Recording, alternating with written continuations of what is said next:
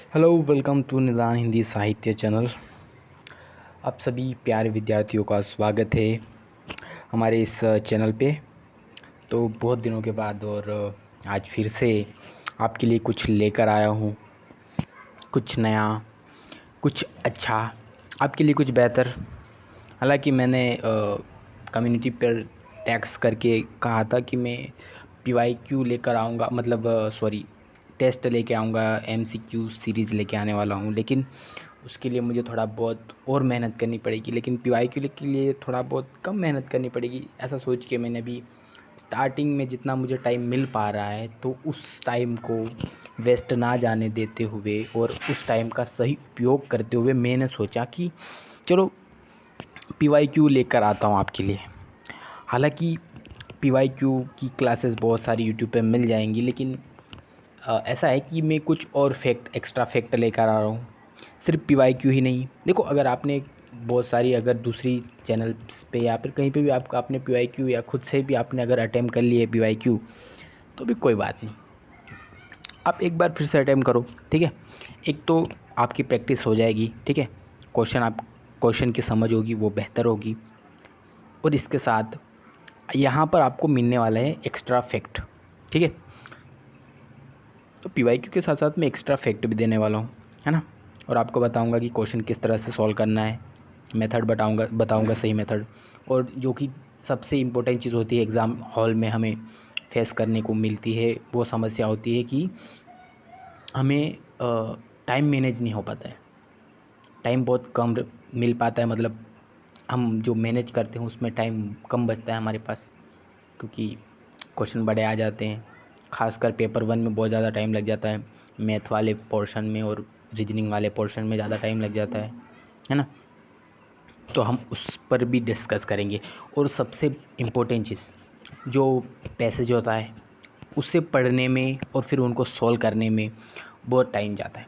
एक तो पहले पूरा पढ़ लो, उसके बाद भी पूरे की पॉइंट समझ में नहीं आते, फिर क्वेश्चन पढ़ के दोबारा हमें पढ़ने पड़ता है।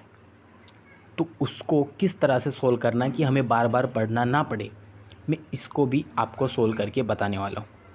तो ये हमारी PYQ सीरीज रहने वाली है, ठीक है। तो ये हम शुरू करेंगे 2024 से लेकर 25 तक के जितने भी PYQ हैं वो पूरे सोल्व करेंगे, पैसेज सोल्व करेंगे। इसके साथ साथ आपको बताने वाला हूँ कि किस प्रकार से हम क्वेश्चन को सोल्व करेंगे, ठीक है, सही मेथड क्या होता है।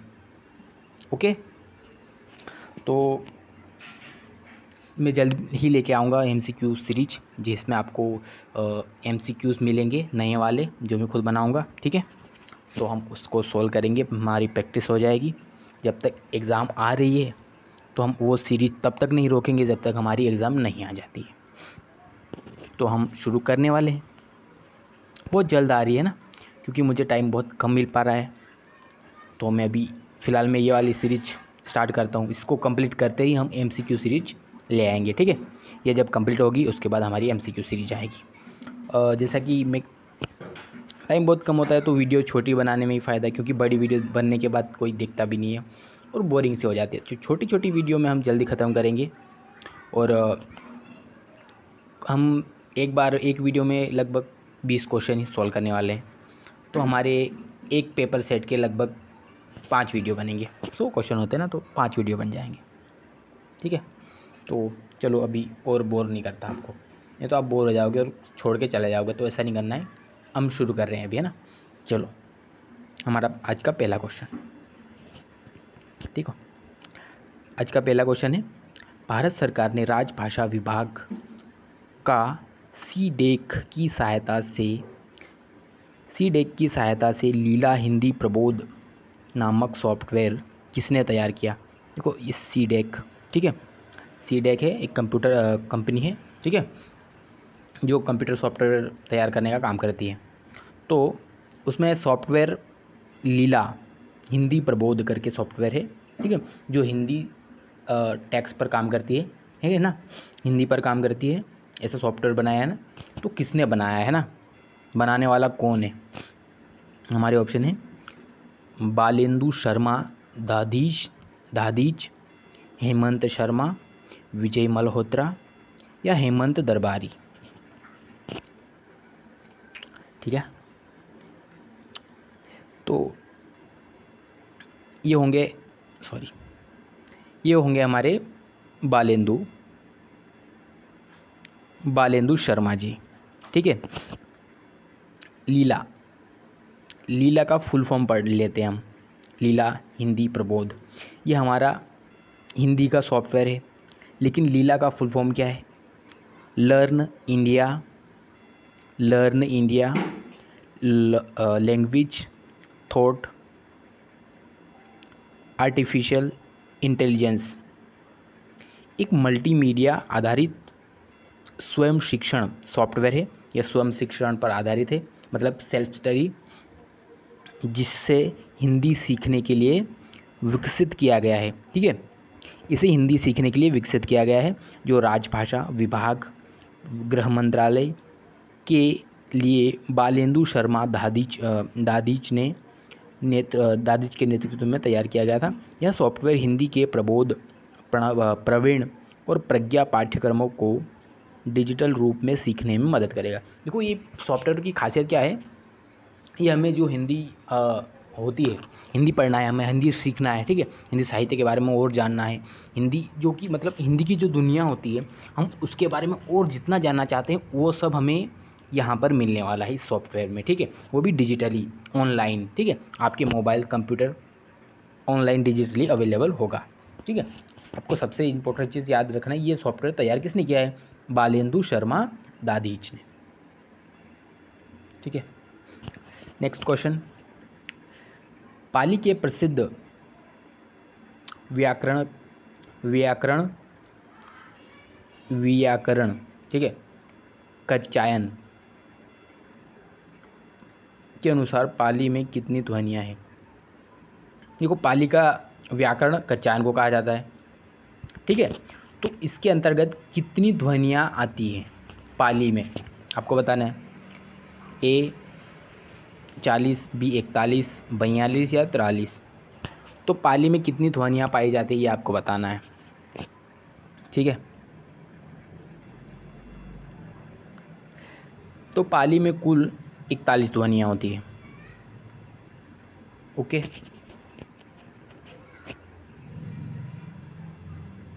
हाँ एकदम सही है, पाली में कुल 41 ध्वनियाँ होती है। पाली भाषा में सर्वप्रथम व्याकरण ग्रंथ कात्यायन के अनुसार पाली में 41 ध्वनियाँ थी, जिनमें से 10 स्वर हैं। देखो कुल हमारी 41 ध्वनियाँ थी पाली में, उनमें से कुल 10 स्वर हैं, ठीक है, 31 व्यंजन हैं। इसके बाद आचार्यों ने ए जो ऐसा दिखता है ना, अच्छा ये बिंदी नहीं आएगी ना, ठीक है, इसको और ओ को भी वर्ण माना है, ठीक है। यहाँ पे जैसे लिखा है, ओ को भी वर्ण माना है, जिसमें कुल वर्णों की संख्या 43 हो जाती है, जिनमें 10 स्वर और 33 व्यंजन है। ये बाद में जोड़े गए, ये 2 शब्द है ना, बाद में, पहले 41 थी पाली में, ओके। हिंदी व्याकरण ग्रंथ की बात नहीं हो रही है। हमारा नेक्स्ट क्वेश्चन है, पृथ्वीराज रासो मध्यकालीन ब्रज भाषा में ही लिखा गया है, पुरानी राजस्थानी में नहीं, जैसा कि साधारणतया इस विषय में माना जाता है। यह कथन किसका है? ये एक कथन है, कह रहा है कि पृथ्वीराज रासो मध्यकालीन ब्रज भाषा में ही लिखा गया है, पुरानी राजस्थानी में नहीं, मतलब डिंगल, पुरानी राजस्थानी भाषा को डिंगल कहते हैं, ठीक है। तो इसमें नहीं लिखा गया है, ये पुरानी ब्रज भाषा में लिखा गया है। तो ये कथन किसका है? ए धीरेन्द्र वर्मा का है, बी माता प्रसाद गुप्त का है, सी शिव प्रसाद सिंह का है, या हजारी प्रसाद द्विवेदी का है। मैं ABCD इसलिए पढ़ रहा हूँ क्योंकि आपको आंसर लगाने में फ़ायदा होगा, मतलब आसानी होगी। 1 2 3 लगाओ, फिर क्वेश्चन नंबर डालोगे या क्या आप समझ में नहीं आएगा ना, इसलिए ABCD में आंसर लगाओ, जब आप आंसर लगाओ तो, ठीक है। कौन है? धीरेन्द्र शास्त्री, ठीक है। हमारा सही आंसर होगा धीरेन्द्र वर्मा। धीरेन्द्र शास्त्री बोल रहा है, धीरेन्द्र वर्मा है, ठीक है। धीरेन्द्र वर्मा प्रसिद्ध भाषाविद और हिंदी साहित्यकार हैं। उन्होंने पृथ्वीराज रासो की भाषा का गहराई से विश्लेषण किया है। यह निष्कर्ष निकला है कि इसकी भाषा पुरानी राजस्थानी डिंगल, देखा मैंने कहा डिंगल नहीं है बल्कि मध्यकालीन ब्रज भाषा है। ठीक है, कुछ विद्वान कहते हैं कि पृथ्वीराज रासो की भाषा डिंगल भी है, लेकिन इन्होंने कहा है कि डिंगल भाषा नहीं है। किन्होंने कहा है? धीरेन्द्र वर्मा ने।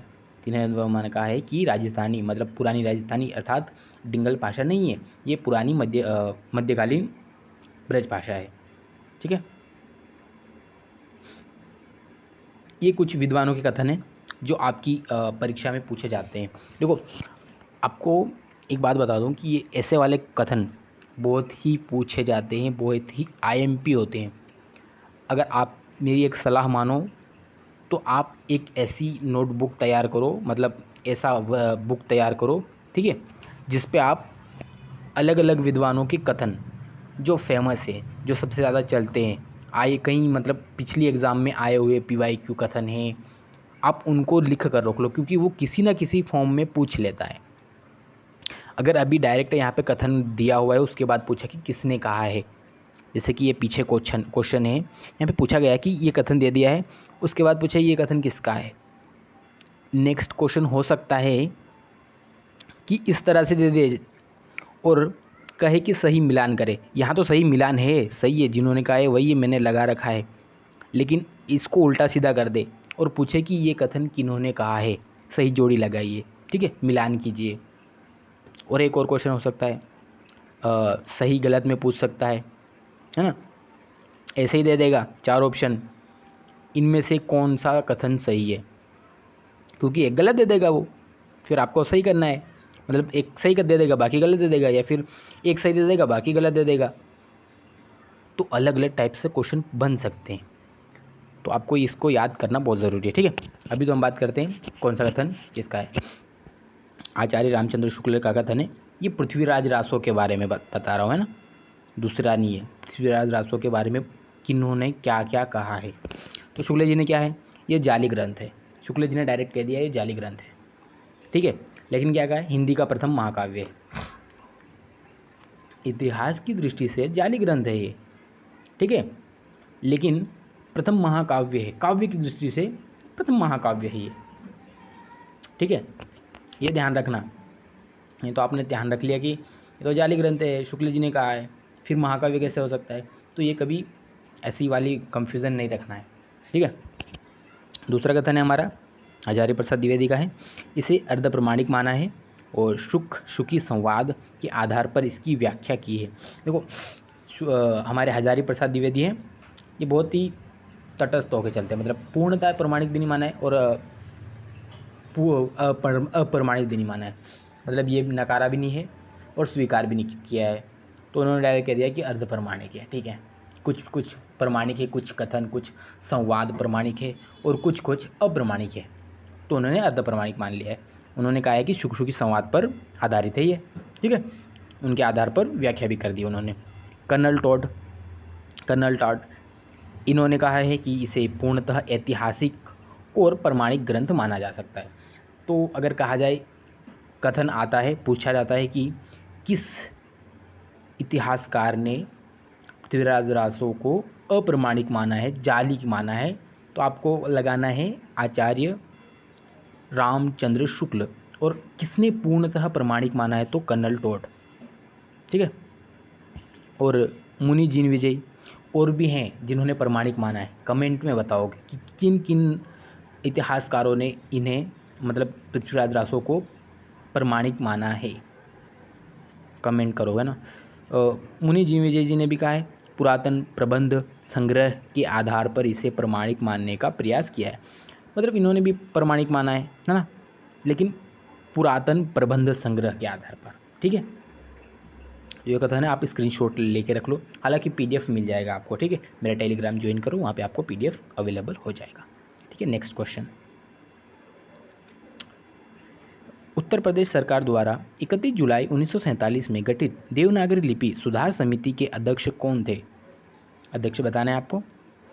Option A Uday Narayan Tiwari, B Chandrashekhar Shastri, C Narendra Dev या नारायण चतुर्वेदी। कौन है? ये बहुत ही फेमस क्वेश्चन है, बहुत बार रिपीट कर चुका है, ठीक है, और हाल ही के 25 में भी रिपीट हुआ था शायद, मेरे को लग रहा है ना। Same to same question repeat नहीं करता है। मैं आपको एक बात बता दूं, अगर कोई कह रहा है, कोई भी टीचर आपसे कहता है कि ये क्वेश्चन रिपीटेड है, तो आप ये मत सोचिएगा कि सेम टू सेम क्वेश्चन पूछा होगा, नहीं। इसको मतलब एक पॉइंट उठाता है, ठीक है, इसका एक पॉइंट उठा के पूछता है। जैसे क्या कह देगा, देवनागरी लिपि सुधार समिति, ये देवनागरी लिपि सुधार समिति ले लेगा और उठा के सही जोड़ी मिलान करने पर लगा देगा। इधर लिख देगा देवनागरी लिपि सुधार समिति, इधर लिख देगा सन लिख देगा, और भी बाकी सन्स लिख देंगे, मतलब दूसरा और नाम लिख देगा, कुछ और लिख देगा, कहीं और कुछ लिख देगा। अब कहेगा कि सही मिलान करो, फिर मिलान करना है ना। या फिर इनका नरेंद्र देव जी एक तरफ नाम लिख देगा, जैसे यहाँ पे नाम लिखे, दूसरी तरफ समितियाँ लिख देगा, अब सही मिलान करना है। या फिर सत्य में लिख देगा, इस तरह से जोड़ देगा नाम कि नरेंद्र देव ने देवनागरी लिपि सुधार समिति की अध्यक्षता की थी। तो अब बताना है कि सही कौन सा है, गलत कौन सा है। बहुत सारे टाइप होते हैं, घुमा के थोड़े थोड़े टॉपिक तोड़ के पूछता है, तो उसी को कहते हैं रिपीट हुआ है, ठीक है। तो इसका सही आंसर होगा नरेंद्र देव, ठीक है। उत्तर प्रदेश सरकार ने 31 जुलाई 1947 को देवनागरी लिपि सुधार के लिए एक समिति का गठन किया था, जिसकी अध्यक्षता प्रसिद्ध विद्वान शिक्षाविद आचार्य नरेंद्र देव ने की थी। इसे नरेंद्र देव समिति के नाम से भी जाना जाता है, ठीक है, इसे नरेंद्र देव समिति नाम से भी जाना जाता है। कभी कंफ्यूज मत होना है ना, कभी दे दिया कि नरेंद्र देव समिति का कार्य क्या था, पूछ सकता है भाई, यूजीसी है, कैसे भी पूछेगा, नरेंद्र देव समिति का कार्य क्या था पूछेगा, तो लिपि सुधार करने का कार्य था, ठीक है। ये है कुछ समितियां, ठीक है। तो आपको उनके अध्यक्ष और उनका समय याद रखना चाहिए। थोड़ा आगे पीछे हो गया, लेकिन आप देख लेना ना, पीडीएफ मिल जाएगी, आप करेक्ट कर लेना, अपनी नोटबुक में नोट करना है ना। सबसे पहले है नागरी प्रचारणी सभा, ठीक है, लिप्यंतरण उप समिति, इसकी अध्यक्षता की थी बाबू श्याम सुंदर दास। कब की थी, 1893 से 94 में। नागरिक प्रचारणी सभा, इसकी स्थापना भी पूछता है, तो क्या बताना है, 1894 को नागरिक प्रचारणी सभा की स्थापना की गई थी। अध्यक्षता किसने की थी, बाबू श्याम सुंदर दास ने की थी, ठीक है। दूसरी है देवनागरी लिपि सुधार समिति, ठीक है, ये जो हमारा अभी पिछला था वही है, आचार्य नरेंद्र देव ने। सन क्या है, समय क्या है, 1947, ठीक है। एक है शिक्षा मंत्रालय की समिति, धीरेन्द्र वर्मा, 1959, ओके। ये कुछ पंक्तियां हैं ना, 2 पंक्तियां दी हुई, आपको बताने किसकी पंक्तियां हैं। जिम्मे लोण विलेज जई पणिये ही तमी घरिणी लई चित्त समरस जाई तख्याणे जई पुणी पुणे पुणी पुणे ते सम वित्त नृत्य। इन पंक्तियों के रचनाकार सिद्ध कवि हैं, मतलब एक सिद्ध कवि है, तो कौन है वो सिद्ध कवि हैं, कौन से हैं, कण्हपा है, कमरीपा है, सरहपा है, डोम्बिपा है, कौन है। सिद्धों में पा लगाना सम्मान सूचक होता है ना, जितने भी सिद्ध कवि हैं उनके नाम के साथ पा लगा होता है, तो सम्मान सूचक ये कहलाता है। ये पंक्ति हैं, आप अपने हिसाब से पढ़ लीजिए। मैंने थोड़े बहुत, अगर पढ़ने में कोई समस्या है, आपको समझ में नहीं आई, तो आप खुद से पढ़ लीजिएगा, क्योंकि पंक्तियाँ कुछ ऐसी है तो हो जाती है ना। इसका सही आंसर होगा कण्हपा। ये किसकी पंक्ति है, कण्हपा की है, ठीक है। इसका अर्थ देखते हैं, इन पंक्तियों का अर्थ, ठीक है। जिस प्रकार नमक लौण, देखो यहाँ पे जिम्मी लोण का अर्थ होता है नमक, पानी में घुल एकाकार हो जाता है, उसी प्रकार साधक एक चित्त चित्त भी साधना की अवस्था में विलीन होकर समरस हो जाता है। कण्हप्पा ने यह अद्वैत स्थिति और महासुख की अवस्था को स्पष्ट किया है।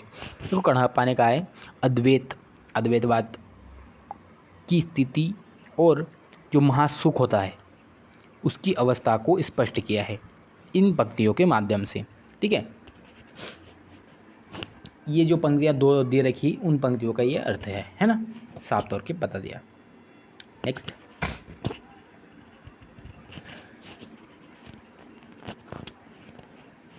ये हैं कुछ सिद्ध कवि और उनकी रचनाएं हैं। ठीक है, उनसे रिलेटेड कुछ तथ्य बताने की सोची थी मैंने। जैसे कि मैंने आपको स्टार्टिंग में बोल दिया था कि कुछ ना कुछ फैक्ट मिलेगा, एक्स्ट्रा फैक्ट, तो ये वही है। अब ये मत सोचना वेस्ट तो कुछ भी नहीं होता है ना, वेस्ट है सोचना नहीं, कभी नहीं। आपको एग्ज़ाम क्वालिफाई करना है तो आपके सिलेबस से जुड़ी हुई हर वो चीज़ आपको पता होनी चाहिए। हर वो चीज़ अगर आपको कहीं से भी पता चल रही है तो आप उसको समेट लो।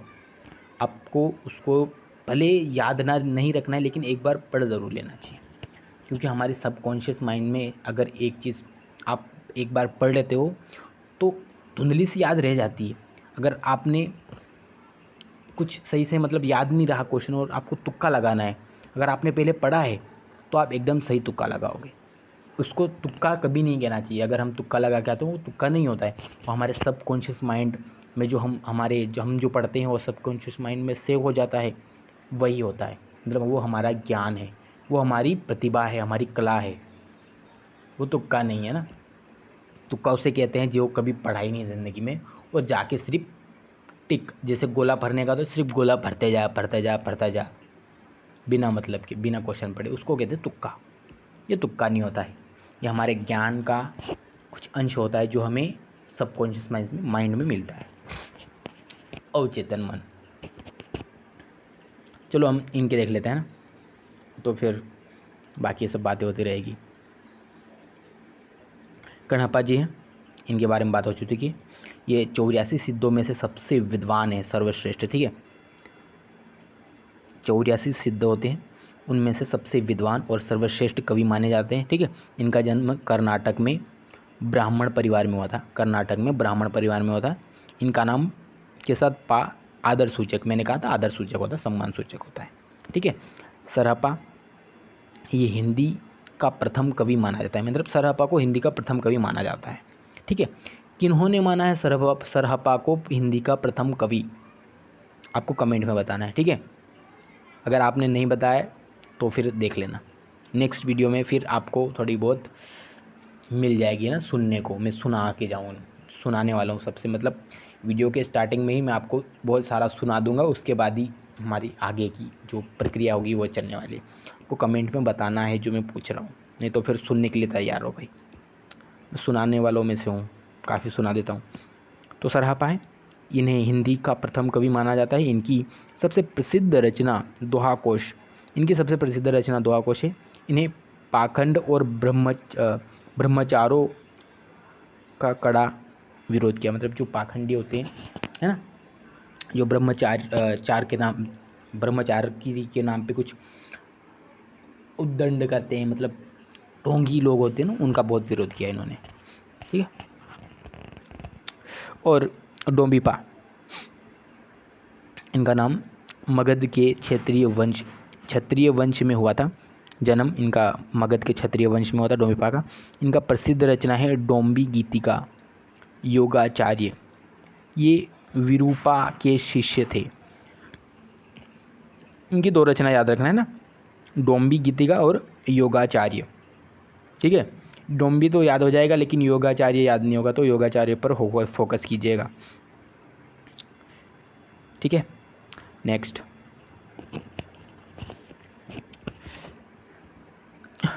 मानुष प्रेम भयो बेकुंठी, नाही तह कह छार भरी मुठी। पद्मावत में यह कथन किसके द्वारा कहा गया है? मानुष प्रेम भयो बेकुंठी, नाही तह कहा छार भरी मुठी। किसने कहा है ये कथन? अलाउद्दीन ने कहा है, रतन सेन ने कहा है, हीरामन शुक ने कहा है, नागमती ने कहा है। हीरामन शुक ये तोता है, तोता जी है ये ना। हीरामन शुक कौन है? तोता है, इसका नाम हीरामन शुक है। और आपको ये बताना है ना कि इन सब का प्रतीक क्या है। जैसे नागमती का प्रतीक क्या है, सुख, हीरामन शुक का तोते का प्रतीक क्या है, रतन सेन किसका प्रतीक है, अलाउद्दीन किसका प्रतीक है, आपको बताना है इनके प्रतीक। ठीक है, कमेंट बॉक्स में बताना है। तो आंसर हमारा यही है ना, ये हीरामन ने कहा है। ठीक है, हीरामन सुख होता है, वो कहता है ना, मानुष प्रेम भयो बेकुंठी। ये कथन बहुत ही आईएमपी कह सकता हूँ इसको मैं, क्योंकि इसको कहीं ना कहीं घुमा के पूछने ही वाला है। इससे रिलेटेड क्वेश्चन पूछेगा ही पूछेगा, आप लिख कर ले लो। नहीं तो ये जो क्वेश्चन आपको दिख रहा है ना साफ तौर पे, ठीक है, ये जो क्वेश्चन दिख रहा है आपको, इसमें से क्वेश्चन बनेगा, मैं लिख के दे सकता हूँ आपको, है ना। अलाउद्दीन से बना देगा, रतन सेन से बना देगा, हीरामन तोता शुक से बना देगा, नागमती से बना देगा। तो पीवाईक्यू कितने इंपॉर्टेंट है ये आपको मेरी क्लास देखने के बाद ज़रूर पता चलेगा। अंतिम क्वेश्चन तक तो मैं आपको इतनी बार बता दूंगा ना कि आप मजबूर हो जाओगे पीवाईक्यू देखने के लिए। और आप सिर्फ देखोगे नहीं, आप पूरे पीवाईक्यू कोड के पी जाओगे, देखना। चलो आगे बढ़ते हैं, इसका आंसर हो गया। ठीक है, इस पंक्ति का अर्थ देखते हैं। मनुष्य का प्रेम यदि सच्चा और सात्विक हो तो वह उसे बैकुंठ ईश्वर परम पद तक पहुंचा देता है, अन्यथा वह एक मुट्ठी धूल नश्वर शरीर से अधिक कुछ नहीं होता है। मतलब इस पंक्तियों का सीधा सा अर्थ है, ये एक पंक्ति है ना, इसका इन दो पंक्ति मतलब 3 लाइनों में अर्थ बता दिया है। प्रेम सच्चा और सात्विक होना चाहिए, ठीक है, तो वो एकदम वैकुंठ पहुंचा देता है, परमात्मा के पास। अगर प्रेम धोखे वाला है, जैसे आजकल चलता ही रहता है, प्रेम की बात नहीं करते हैं हम ना, ये तो बहुत लंबी खिंच जाएगी। आगे बढ़ते हैं हम। चलो, आपसे मैंने पूछा था प्रतीक किसका कौन क्या है, मुझे पता है आप में से किसी ने भी कमेंट करने की ज़रूरत नहीं की होगी। ठीक है, ताने सुनने के लिए तैयार रहना, ताने तो मिलते ही रहेंगे भाई, क्योंकि आप कमेंट नहीं करते हो ना, बताते नहीं हो। चलो अब मैं बताता हूँ। अलाउद्दीन माया का प्रतीक है, रतन सेन मन आत्मा का प्रतीक है, हीरामन सुख तोता गुरु का प्रतीक है, नागमती को दुनिया धंधा मतलब सांसारिक सुख कह सकते हैं, सांसारिक सुख मोह माया का प्रतीक है, पद्मावती को सात्विक बुद्धि परमात्मा का प्रतीक माना है। मतलब पद्मावती वो परमात्मा है, वो वैकुंठ जो भगवान है वहाँ उसका प्रतीक माना है। सिंहल द्वीप ये हृदय का प्रतीक है, सिंहल मतलब लंका गया था ना। रतन सेन पढ़ो भाई, नागमती खंड हमारे पूरे सिलेबस में दिया हुआ है। ठीक है, तो पृथ्वीराज रासो पढ़ो एक बार। क्वेश्चन नंबर नेक्स्ट, मैंने नंबर ही नहीं डाला, भूल गया था। चलो, बागबा आया गुलिस्तां बागबा आया गुलिस्तां में कि सैयद आया, जो कोई आया मेरी जान को जल्लाद आया। अंग्रेजी राज्य के संदर्भ में यह कथन भारतेंदु ने किस निबंध का है? इसने कहा है बागबा आया गुलिस्तां में कि सैयद आया, जो भी आया मेरी जान को जल्लाद आया। तो ये किस निबंध की पंक्तियां हैं? बादशाह दर्पण, वैष्णवता और भारतवर्ष, अर्थ अंग्रेजी स्त्रत्व, लिखित, पांचवा पैगंबर।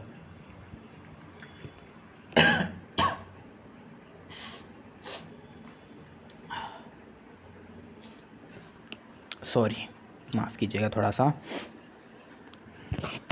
तो आपको बताना ना किन पंक्तियाँ, ऐसी पंक्तियाँ अगर आपको दिखे तो आपको क्या देखना है कि ये जो पंक्ति है ना उसका मर्म क्या है। सबसे पहले तो आपको समझना होगा कि पंक्ति क्या है, ये बहुत इंपॉर्टेंट है। इसलिए आपको बहुत सारी पंक्तियों को समझना, उसकी प्रैक्टिस करनी होगी समझने की। तो सबसे पहले अगर समझ में आ गई पंक्ति कहना क्या चाहती है तो आपको तुक्का लगाने में भी हेल्प हो जाएगी। तुक्का लगाने में मतलब तुक्का बोल रहा हूँ मैं, लेकिन उसका अर्थ आप तुक्के से मत लेना, है ना। मतलब आपको क्वेश्चन सही आंसर लगाने में आपको बहुत ज़्यादा हेल्प मिलेगी। ठीक है, समय बहुत कम होता है, उसी समय में आपको समझना भी है और आपको सही आंसर भी लगाना है। हालांकि आपको नहीं पता है तब, जब पता है तब तो फिर कोई बात नहीं, आंसर लगाओ आगे बढ़ो। लेकिन अगर नहीं पता है तो आपको लगाने में बहुत हेल्प होगी। क्या कह रहा है देखो, बागबा आया गुलिस्तां में कि सैयद आया, जो कोई आया मेरी जान को जल्लाद आया। मतलब ये कहने की कोशिश कर रहा है कि गुलिस्तां मतलब बागबा आया। बागबा मतलब कौन होता है, बागी होता है ना। बागी आया या सैयद आया, सैयद मतलब जो बाग का मालिक हो सकता है। ठीक है, जो भी आया मेरी जान को जल्लाद आया, मतलब दोनों आ गए, लेकिन मेरी जान को तो दोनों जला दिए। अब बाग में कौन होता है, फूल होता है। बागी आएगा तो वो भी फूल तोड़ेगा। अगर बागी का बाग का मालिक आ जाता, मतलब अब बागी तो रखवाली करने वाला होता है ना, वो भी फूल तोड़ सकता है। अब कोई और आया वो भी फूल ही तोड़ेगा, तो फूल के लिए क्या होगा, दोनों तो जल्लादी होंगे ना। भाषा दर्पण में ऐसी कोई बात हो सकती है नहीं। अर्थ अंग्रेज स्त्रोत लिख्याते ये तो समझ में ही नहीं आ रहा है। पैगंबर, पांचवा पैगंबर तो नहीं आ सकता ना। वैष्णवता और भारतवर्ष, इसमें आपको देशभक्ति ढूंढनी है।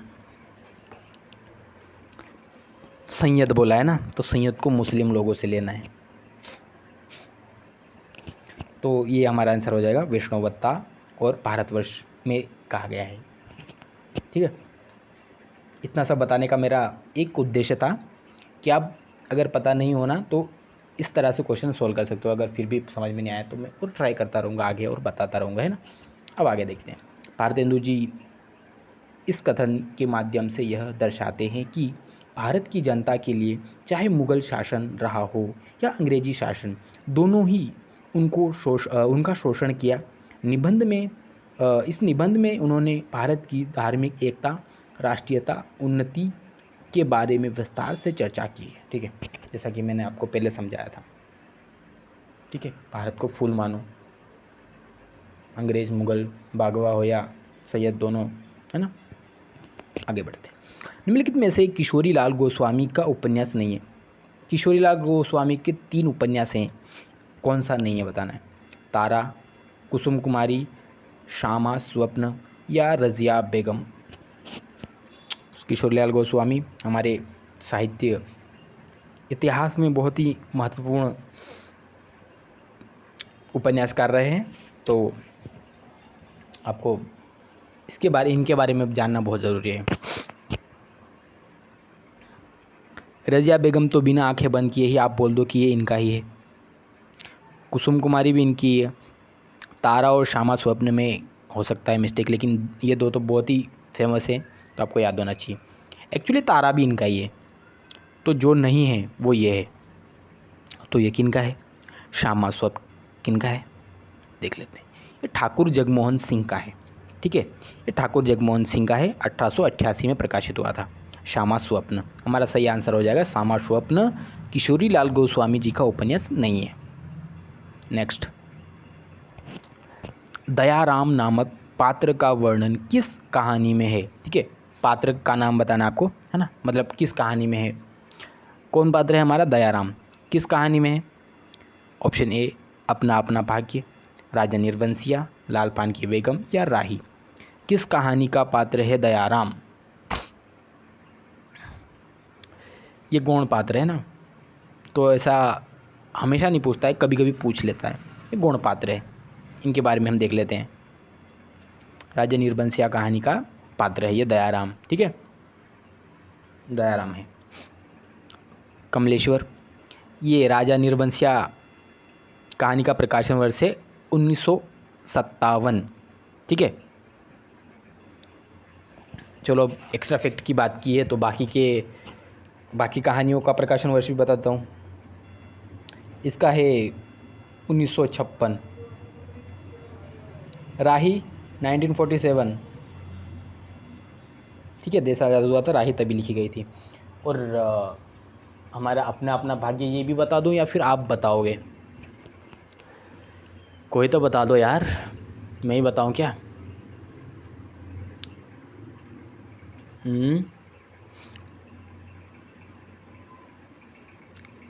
चलो यार, मुझे पता है तुम में से कोई किसी ने बताने वाला नहीं है। ये 1933 सॉरी 31 में 31, ठीक है, चारों का प्रकाशन वर्ष हो चुका है हमारे सामने। मैं भूल गया था कि मैंने डाल भी रखा है। अरे मतलब मैं ऐसा लग रहा था, मतलब मैं भूल गया था कि मैंने आपके लिए एक्स्ट्रा पेज ऐड कर रखा है बाकी कहानियों का भी। दरअसल दिक्कत ये है कि जब मैं लिखता हूँ ना इस तरह से, तो वो सेव नहीं होता है, ऐसे वो डिलीट हो जाता है, तो फिर आपको मिलता नहीं है। इसीलिए मैंने पहले से ही सोच कर रखा था कि मैं आपके लिए एक पेज एक्स्ट्रा फैक्ट का डाल दूंगा, तो इसीलिए डाल दिया था ना। ठीक है, अपना अपना भाग्य, सॉरी, अपना अपना भाग्य, इसका प्रकाशन वर्ष 1931 में है। ठीक है, जैनेंद्र कुमार द्वारा इनकी रचना की गई थी। कहानीकार हैं बेगम लाल पान की बेगम फणीश्वर नाथ रेणु, ये आंचलिक उपन्यासकार हैं रेणु जी। ठीक है, राही कहानी 1947 की है, सुभद्रा कुमारी चौहान जी की ये कहानी है। ठीक है, चलो नेक्स्ट। बच्चन सिंह के अनुसार रामचंद्र शुक्ल की सीमाओं का उद्घाटन सर्वप्रथम किस आलोचक ने किया था? रामचंद्र जी की सीमाएं मतलब उन्होंने कुछ सिद्धांत बनाए थे, उन सीमाओं का आलोचक कौन है? सबसे पहले किसने आलोचना की थी उनके सिद्धांतों की? यही समझ रहे हो ना, क्योंकि रामचंद्र शुक्ल ने बहुत ही सिद्धांतिक काम किया है ऐतिहासिक तौर पर। ठीक है, तो किन्होंने कहा? आचार्य प्रसाद द्विवेदी। ये आलोचक कौन है? वो आलोचक बताना है आपको, है ना। ये कथन तो बच्चन सिंह का है, ये भी याद रखना। ये कथन बच्चन सिंह का, ये क्वेश्चन बन सकता है ना, कथन दे देगा कि आचार्य रामचंद्र शुक्ल की सीमाओं का उद्घाटन सर्वप्रथम किस आलोचक ने किया है? आचार्य प्रसाद द्विवेदी, नंद दुलारे वाजपेयी, रामविलास शर्मा या शांति प्रिया द्विवेदी? किन्होंने किया है?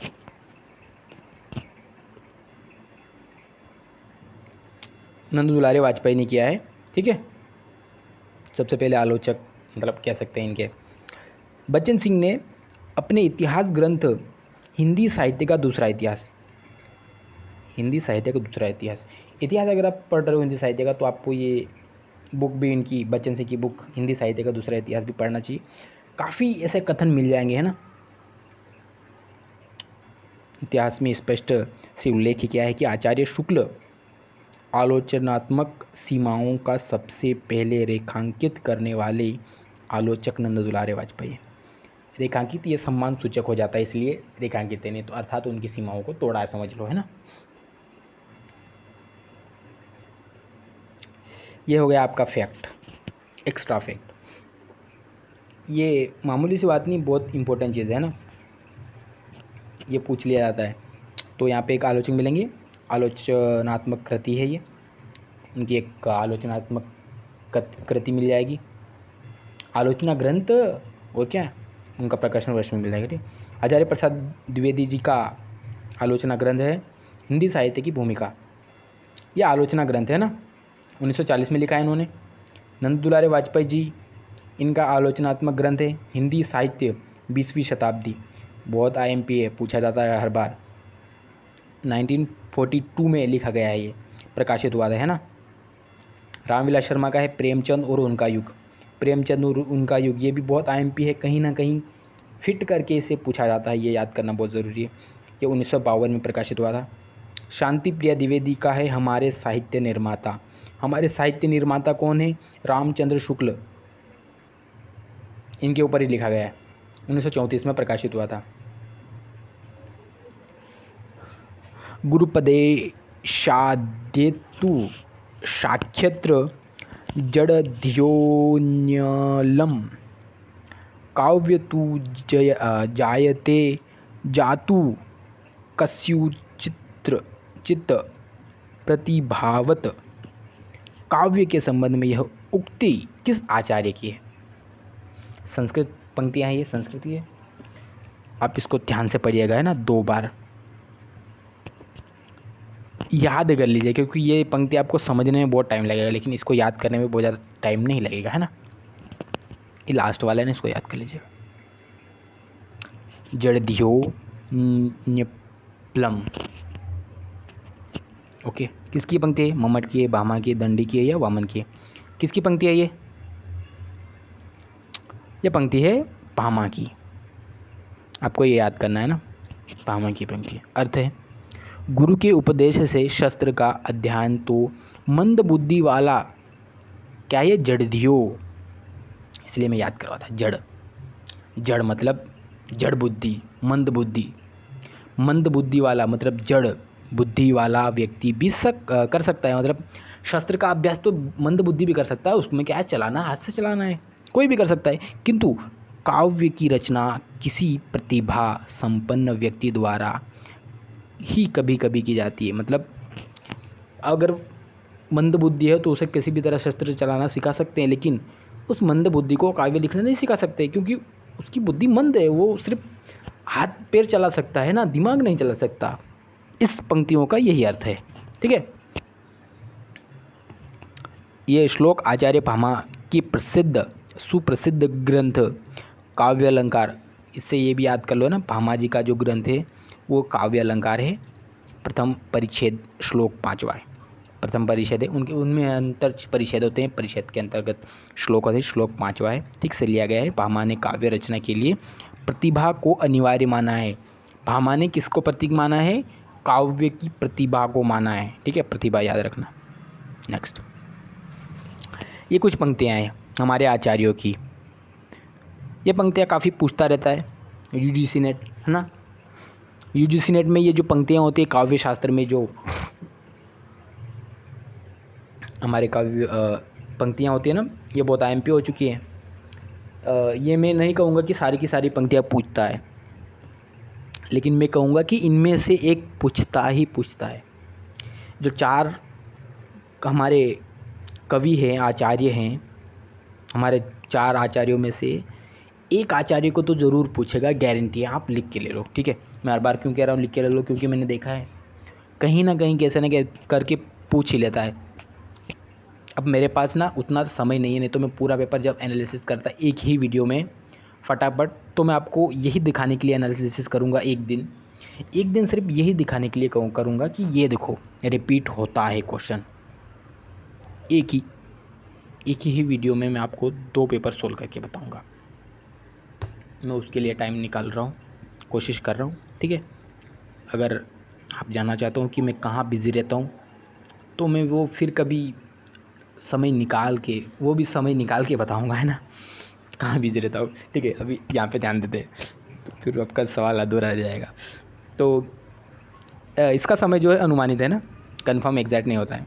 तो पहले हमारे हैं मम्मट जी। मम्मट का ग्रंथ है काव्य प्रकाश, ये 11वीं शताब्दी का है।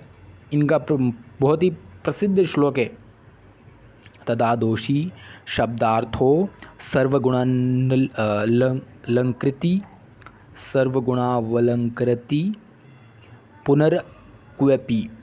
क्वापी, जो भी है ये याद रखना, ठीक है।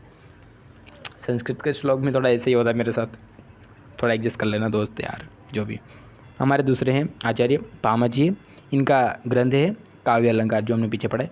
ये 6ठी शताब्दी का है। इनका प्रसिद्ध है, अलंकार संप्रदाय के प्रवर्तक हैं ये तो जान लीजिए। अलंकार संप्रदाय के प्रवर्तक हैं। इनका प्रसिद्ध कथन है ना, पंक्तियां हैं, शब्दार्थो सहितो काव्यम, ये ठीक है। इनकी प्रसिद्ध परिभाषा भी कह सकते हैं, ये परिभाषा है ना।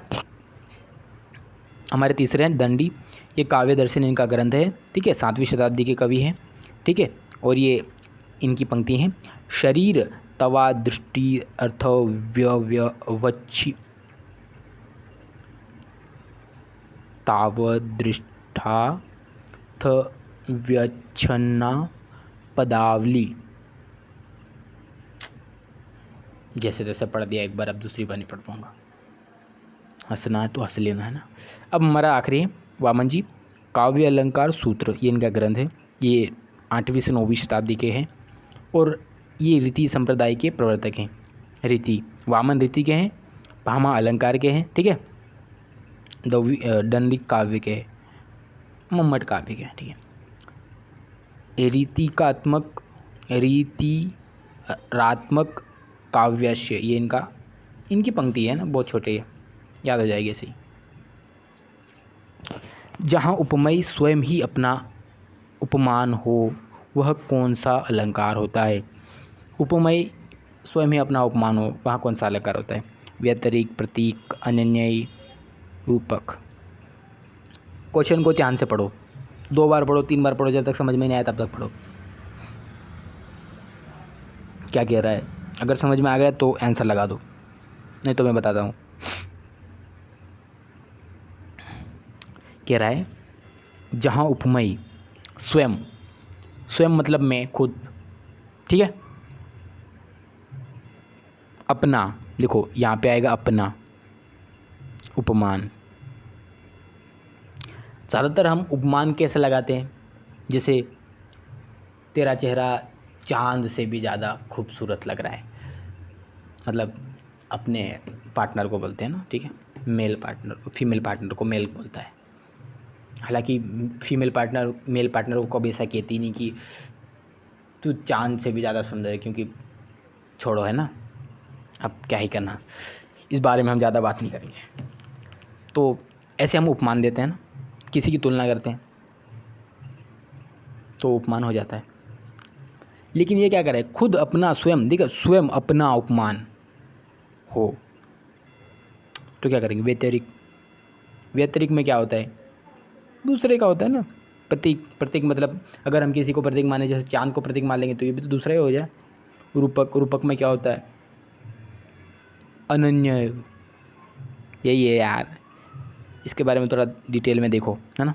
देखो सरल उदाहरण है, राम से राम, सिया से सिया, मतलब राम का राम से ही और सिया का सिया से ही उपमान। यह राम की तुलना के लिए कोई दूसरा नहीं है, इसीलिए उनकी तुलना स्वयं उन्हीं से की गई है। हम देख लेते हैं अभी, है ना। जहाँ व्यतिरिक्त में क्या आता है?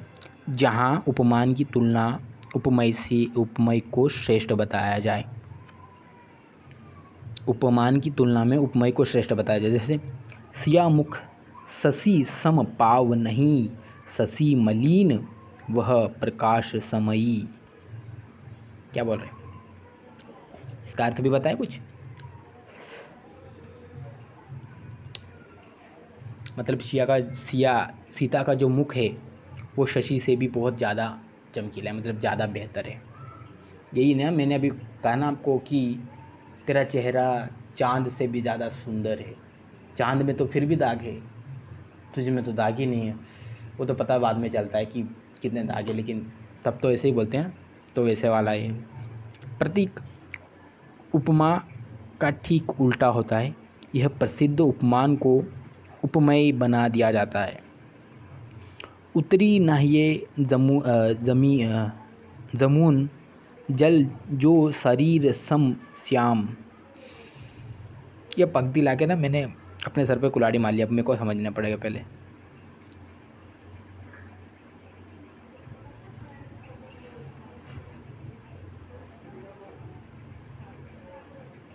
ठीक है, अनन्य, जहाँ उपमेय की तुलना के लिए कोई उपमान ना मिले, ठीक है, भारत के सम भारत है। रूपक, ये हम बाद में समझेंगे, छोड़ रहा हूँ ना, आप समझ लो। रूपक, जहाँ उपमेय और उपमान में पूर्ण अभेद एकता दिखा दी जाए, ठीक है, पूर्ण अपभेद एकता दिखाई दी। मैया में तो चांद खिलौना लो। रूपक, ठीक है। उपमेय और उपमान में पूर्ण अभेद हो, मतलब भेद होता है, अभेद। दोनों को एक ही समझ लिया, चांद को ही खिलौना मान लिया, कोई भेद ही नहीं है। अब इसके बाद मुझे कमेंट में कोई गाली मिल जाए तो बहुत अच्छा हो जाए, क्योंकि आधा अधूरा छोड़ के जा रहा हूँ ना, मुझे थोड़ा ध्यान से पढ़ना पड़ेगा। इस पर थोड़ा रिवीजन की ज़रूरत है मुझे भी। हमारा अगला क्वेश्चन है, भरत मुनि ने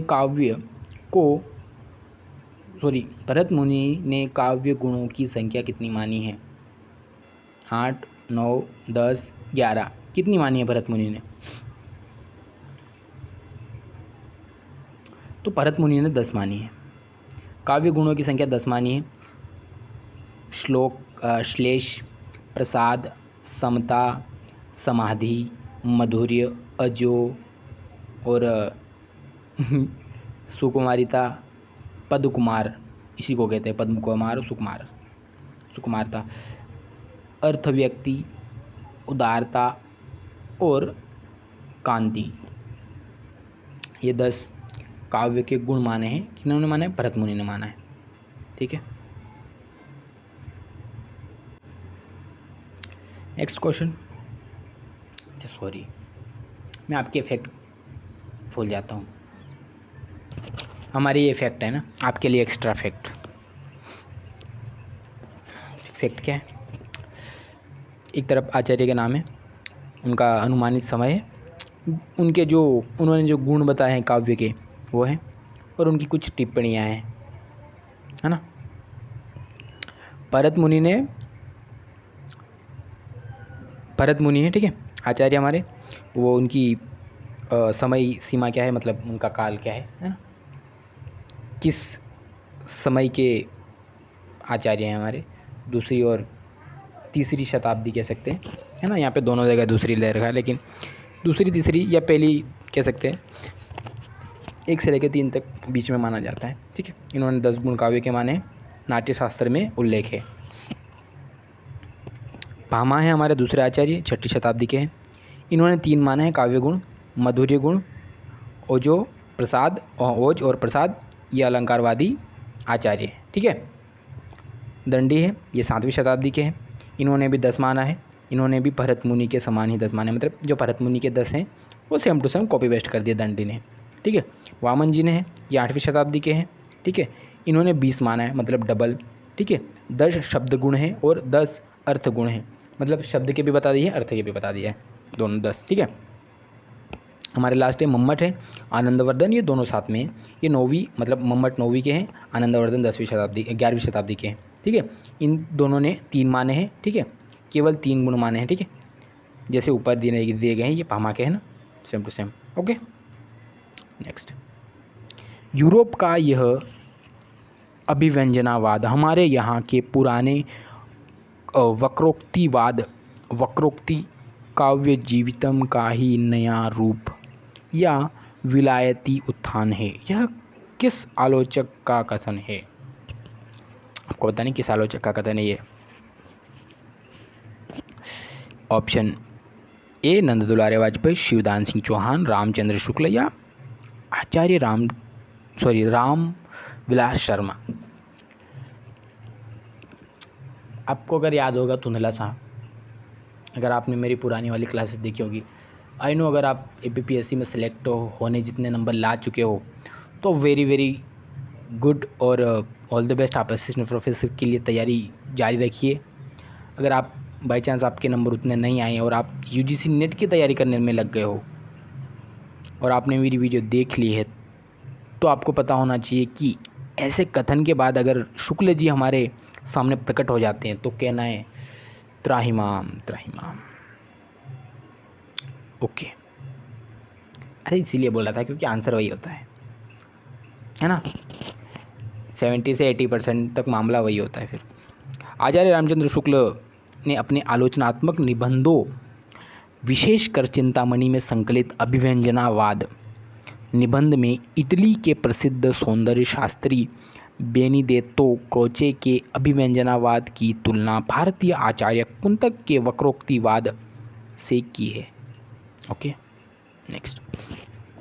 जब आप अपने को राजनीतिक अधिकारों की तुला पर कमज़ोर पाते हैं तो आप सामाजिक व्यवस्था भी अच्छी नहीं बना सकते, और जब तक आपकी सामाजिक व्यवस्था तर्क और न्याय पर आधारित नहीं है तब तक आप राजनीतिक अधिकारों का उपयोग करने के योग्य भी नहीं हो सकते। यह कथन किस समाज सुधारक का है? बहुत लंबा है, आप एक बार फिर से पढ़ लीजिएगा वीडियो पॉज करके। Option A Raja Ram Mohan Roy, B Keshav Chandra Sen, C Dayanand Saraswati या महादेव गोविंद रनाड़े। किसका है? सिंपल है ना, ये हमारे गोविंद रनाड़े जी का कथन है ना, महादेव गोविंद रनाड़े। यह कथन सामाजिक और राजनीतिक सुधारों के बीच के गहरे अंतर संबंधों को दर्शाता है, जो एक न्यायमूर्ति रनाड़े जी के उदारवादी दर्शन का मुख्य आधार है। ठीक है, उदारवादी दर्शन का मुख्य आधार है। ये कुछ समाज सुधारक हैं। ठीक है, उनकी विशेषताएं बताइए और उनके जो स्थापना संस्था है, संस्था के नाम है और उनका प्रकाशन वर्ष है ना, स्थापना कब की गई थी उनके बारे में बताया गया है। सबसे पहले तो हमारा देखेंगे राजा राम मोहन राय हैं। ठीक है, इनका ब्रह्म समाज 1828 में हुआ था। ठीक है, भारतीय समाज में पुनर्जागरण अग्रदूत कहा जाता है इन्हें और इन्हें सती प्रथा के विरुद्ध आंदोलन चलाया जाता है, इन्होंने सती प्रथा को रोका था। ठीक है, दूसरे हैं केशव चंद्र सेन, ये भारतीय ब्रह्म समाज की स्थापना की। ये पहले इन्हें ब्रह्म समाज के सदस्य के रूप में ही थे, मतलब इन दोनों ने मिलकर राजा राम मोहन राय और केशव चंद्र सेन दोनों साथ में थे पहले। लेकिन जो राजा राम मोहन राय हैं, इन्होंने अपनी बेटी की कम आयु में विवाह करवा दिया था, उन्होंने बाल विवाह करवा दिया था, है ना। तो इससे नाराज होकर केशव चंद्र सेन ने अलग से भारतीय ब्रह्म समाज की स्थापना की थी 1886 में। ठीक है, ये क्या घटना थी इसके बारे में डिटेल में जानेंगे तो बहुत लंबी वीडियो हो जाएगी। अभी काफ़ी टाइम हो चुका है, क्वेश्चन अभी तक ठीक से नहीं हुए, तो हम इसके बारे में फिर कभी डिटेल में बात करेंगे जब हम डिटेल वाली क्लास लेंगे। हालांकि इसके लिए बहुत टाइम है क्योंकि मुझे समय बहुत कम मिल पा रहा है, तो हम देखेंगे जब हो सकेगा तब, है ना। अभी तो यहाँ पे ध्यान देते हैं क्योंकि टॉपिक क्लियर होना बहुत ज़रूरी है। इन्होंने ब्रह्म समाज को अखिल भारतीय स्वरूप प्रदान किया है। ठीक है, नवविधान की घोषणा की थी इन्होंने। दयानंद सरस्वती आर्य समाज की स्थापना की थी इन्होंने 1875 में, 1875 में। इनका मुख्य नारा था वेदों की ओर लौटो। ठीक है, वेदों की ओर लौटो का मतलब ये नहीं था कि पुराने ज़माने के जैसे बन जाओ, पुराने जो रूल हैं उनको याद करो, वेदों को याद करो, क्या है संस्कार हमारे वो याद करना है। सत्यार्थ प्रकाश 1874 इनका प्रसिद्ध ग्रंथ या रचना कह सकते हैं इनकी। महादेव गोविंद रनाड़े प्रार्थना समाज की स्थापना की थी इन्होंने 1867 में। ठीक है, इन्हें पश्चिम भारत के पुनर्जागरण दूत माने जाते हैं, अग्रदूत। महाराष्ट्र का सुकरात कहा जाता है इसे। ठीक है, क्वेश्चन नेक्स्ट। जितना ग्राम गीत शीघ्र फैलते हैं और जितना काव्य को संगीत द्वारा सुनकर चित्त पर प्रभाव पड़ता है उतना साधारण शिक्षा से नहीं होता। उक्त कथन किस लेखक का है? ग्राम गीत और संगीत सुनकर जो प्रभाव पड़ता है वो साधारण शिक्षा से नहीं होता है, बोल रहा है। कौन कहता है? किसने कहा है? शिव प्रसाद सितारे हिंद, राधा कृष्णदास या भारतेंदु या हरिचंद्र प्रताप नारायण मिश्र, किसने कहा? जल्दी से चलते हैं, ये शिव प्रसाद सितारे हिंद ने कहा है। ठीक है, मैं ज़्यादा जल्दी इसलिए कर रहा हूँ क्योंकि मेरे मुंह में ना छाले भयंकर वाले, पूरा मुंह जल रहा है, बोला नहीं जा रहा है ठीक से, लेकिन फिर भी क्योंकि आज मुझे टाइम मिला है तो मैं इस टाइम को जाने नहीं दे सकता, इसलिए मैंने ये प्रयास किया है कि इसको आज तो एक क्लास लेके ही रहूँगा क्योंकि बहुत ज़्यादा टाइम हो चुका है, कुछ नहीं लाया मैं। Next question. प्रत्येक वस्तु की निर्भरता चूंकि प्रौद्योगिकी पर होगी, इसीलिए विकसित एवं विकासशील समाजों के मध्य दूरी कम नहीं होगी वरन बढ़ेगी। उक्त मंतव्य किस विचारक ने व्यक्त किया है? ए लियोतार्द, फ्रेडरिक जेमसन, टेरी इगलटन या देरिदा।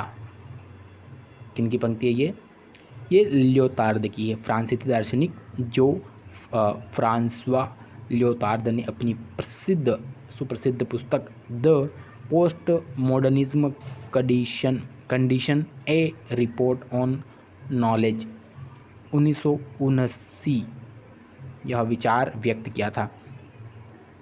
ये इनकी बुक है। इसको ना अच्छे से लिखो, दीवार होगी आपके टेबल के सामने, चिपका लो।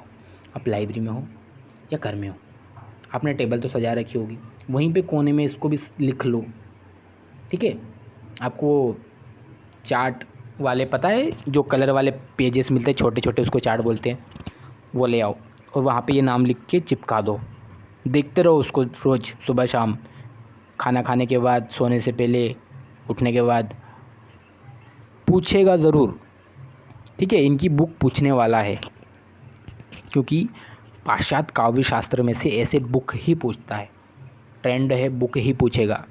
कथन तो पूछता ही पूछता है, लेकिन बुक ज़्यादा पूछता है, तो याद कर लीजिएगा। ये है इनकी बुक, ठीक है। प्रमुख कृति और विचारक लियोतार्द की है, द पोस्ट मॉडर्न कंडीशन 1979 की है। फ्रेडरिक जेम्सन की है, द पोस्ट मॉडर्निज्म और the cultural logic of late capitalism 1991। दोनों है ना, दो साथ में, दो अलग अलग है ना। टेरी इग्लेटन लिटरेरी थ्योरी एंड इंट्रैक्शन 1983 की है। देरिदा, जॉक देरिदा, सुना है? जॉक देरिदा ऑफ ग्रामेटोलॉजी 1967 में लिखा गया है। क्वेश्चन हमारा, मैं मानता हूं कि आप लोग कुचले हुए और उपेक्षित हैं, लेकिन आपको अपनी इस ताकत का एहसास होना चाहिए कि अगर आप चाहे तो प्रशासन की इस मशीन का चलना असंभव बना दे सकते हैं। यह आप ही लोग तो हैं जो रेलों और तार घरों को चलाते हैं। यह कथन किस राष्ट्रीय नेता का है? बाल गंगाधर तिलक, गोपाल कृष्ण गोखले, अरविंद घोष, बिपिन चंद्र पाल। किनका है?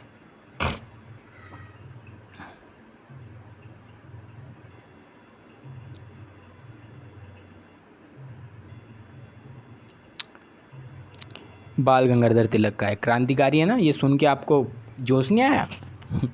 आ जाना चाहिए। लोकमान्य तिलक, बाल गंगाधर तिलक, ठीक है।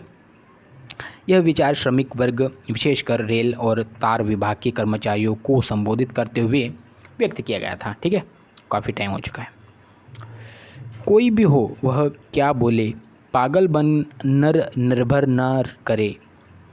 आप दुर्बलता बल संभाल गंतव्य मार्ग पर पैर धरे।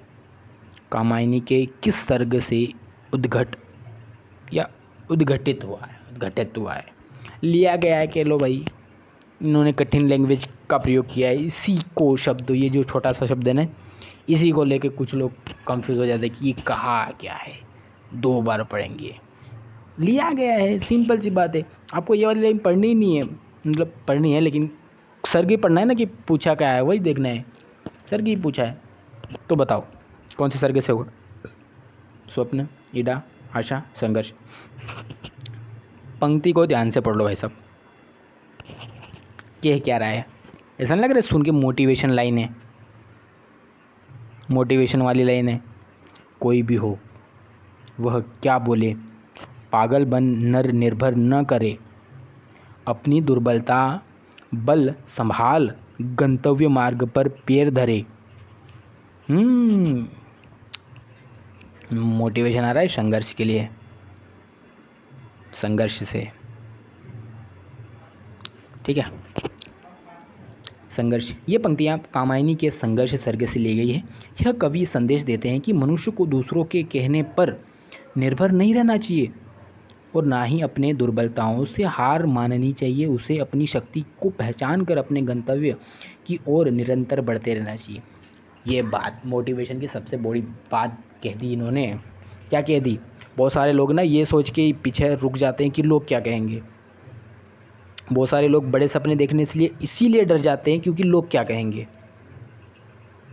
अरे मतलब बड़े सपने देखने से उनको डर नहीं लगता है, उनको हारने से डर लगता है। क्योंकि बड़े सपने देखेंगे, अगर नहीं हुआ सपना पूरा तो लोग क्या कहेंगे।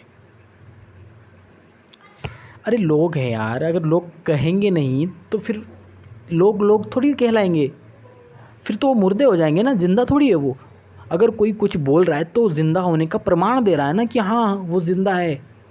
अगर आपको बुरा लग रहा है तो आप जिंदा हो तो सही है ना, इसमें गलत क्या है। ये तो फिर बहुत अच्छी बात है ना। लोग कह रहे हैं, आपको बुरा लग रहा है, डर भी लग रहा है, तो बहुत अच्छी बात है। आपको और बड़ा सपना देखना चाहिए ना। देखो, और बड़ा सपना देखो। एक बात याद रखना, आप बड़ा सपना देखोगे तो छोटे जो सपने होते हैं ना वो ऑटोमेटिकली आपके हाथ में आ जाएंगे। अगर आप छोटा सपना देखोगे ना तो बड़े सपने वैसे ही पहाड़ लगेंगे। वो जो छोटा सपना होता है ना उसे भी आप एक पहाड़ तो नहीं, लेकिन एक छोटा सा टीला समझ के आप उस पर चढ़ने के लिए इतनी मेहनत करोगे ना, जितनी मेहनत आप बड़े सपने को मतलब पहाड़ पे चढ़ने के लिए नहीं कर पाओगे, उतनी छोटे से सपने को पूरे करने के लिए करनी पड़ेगी आपको। और सिर्फ यही नहीं, उसके बाद जो आप छोटा सपना पूरा कर लेते हो उसके बाद भी वो बहुत सारा संघर्ष होता है। आप लाइफ टाइम कोसते रहते हो, वही छोटी सी जॉब में घूमते रहते हो चक्कर, सपने पूरे करने के लिए जूझते रहते हो, कुछ एक्स्ट्रा एफर्ट लगाते हो। और गवर्नमेंट जॉब्स में कुछ छोटे छोटे पद पे तो पहले सोच के इसीलिए छोटे पद ले लेते हैं क्योंकि उनको डर लगता है कि बड़ा नहीं हुआ तो क्या करेंगे, लोग क्या कहेंगे। फिर उनको छोटी जॉब मिल भी जाती है ना, क्योंकि वो उतनी मेहनत कर लेते हैं, हालांकि उनके अंदर क्षमता होती है कि वो बड़ा कर सकते हैं, लेकिन फिर भी वो छोटी जॉब के लिए मेहनत करके जॉब पा लेते हैं। फिर जब महंगाई मार पड़ती है महंगाई की, और जब लगता है कि सपने तो अधूरे रह रहे हैं, हमारी जो तनख्वाह है बहुत कम है, उसके बाद होती है भ्रष्टाचार। क्योंकि कुछ लोग होते हैं काम करवाने के लिए उनको सबसे पहले वो पैसे ही दिखाते हैं, मेरा काम कर दो, मेरे को बहुत जल्दी है। जल्दी सबको होती है,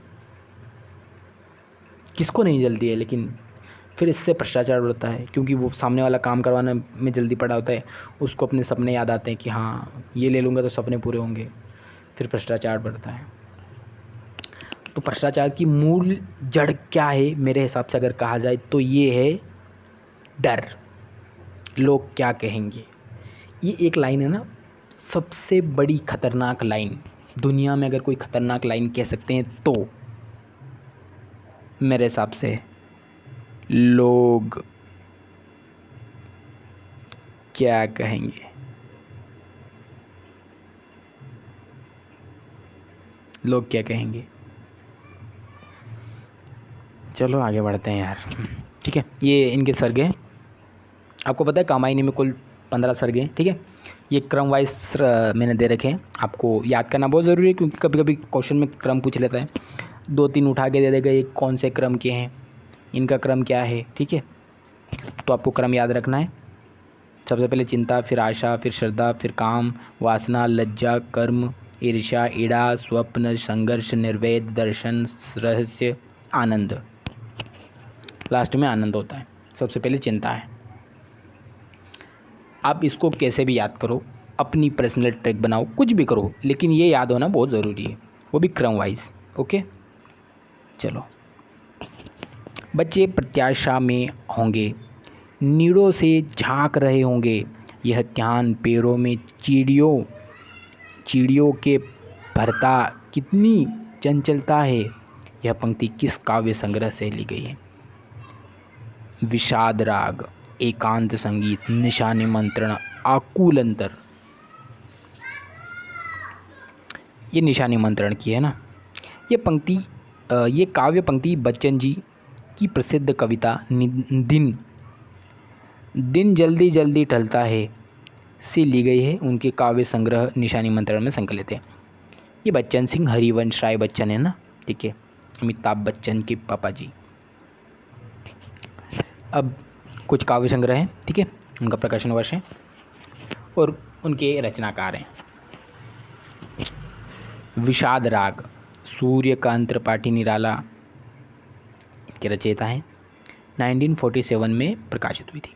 एकांत संगीत, हरिवंश राय बच्चन है, 1939 को प्रकाशित हुई थी।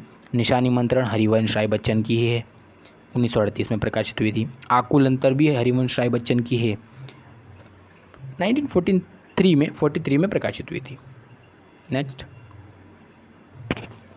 चलो नेक्स्ट, यही होता है हमारा नेक्स्ट। Thank you.